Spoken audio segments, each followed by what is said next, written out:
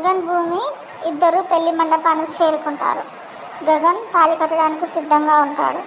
గగన్ లేచి తాళి కట్టడానికి వంగి భూమి మెడలో కడదామని వంగి మళ్ళీ లేచి వెనక్కి తిరిగి చూసి ఆ తాళిని తీసుకొని భూమి ముందుకు వచ్చి ఆ తాళి కింద పడేస్తూ నేను తాళి కట్టను అని భూమి ముందు వేస్తాడు.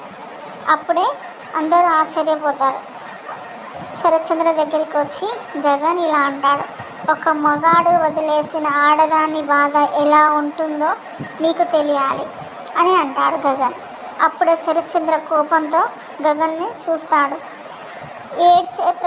ప్రతిరోజు ఏడ్చే నీ కూతురి బాధ ఎలా ఉంటుందో నువ్వు చూసుకో అని ఎంత ప్రయత్నం చేసినా కూడా చూడండి ఎంత ప్రయత్నం చేసినా కూడా అని చిటికలు వేస్తూ గగన్ నాలాంటి క్యారెక్టర్ ఉన్న అల్లుణ్ణి నువ్వు తీసుకురాలేవు, ఇది నా ఛాలెంజ్ అని శరత్చంద్రతోటి ఛాలెంజ్ చేస్తాడు.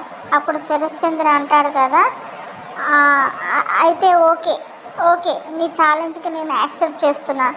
వారం తిరిగేలోపు నా కూతుర్ని ఘనంగా పెళ్లి చేసి పంపుతాను, అప్పుడు చూద్దులే అని చెప్పేసి శరత్చంద్ర అంటే అప్పుడు భూమి బాగా ఏడుస్తుంది. అపూర్వ ఆశ్చర్యంగా వాళ్ళ భావం చూస్తుంటుంది. అక్కడ ఉన్న వాళ్ళందరూ కలిసి ఆశ్చర్యంతో భూమి ఏడుస్తుండగా అందరూ చూస్తారు. కానీ నక్షత్రం మాత్రం చాలా సంతోషపడుతుంది. ఎందుకంటే పెళ్ళి ఆగిపోయింది కదా, అప్పుడు బావ ఒక్కడే కదా అని తన ప్రయత్నం తను చేసుకోవడానికి చాలా సంతోషపడుతుంది. అసలు ఏం జరుగుతుంది, పెళ్ళి నిజంగానే ఆపారా లేదా గగన్ భూమిలు కలిసి భూమి వాళ్ళ అత్తగారు శారదత్తయ్య కోసం ఏదైనా ప్లాన్ చేశారా ఏంటి అనేది రేపటి ఎపిసోడ్లో చూద్దాం. ప్లీజ్ ఫ్రెండ్స్ నా ఛానల్ని సబ్స్క్రైబ్ చేసుకోండి friends. Thank you. Bye. Good night.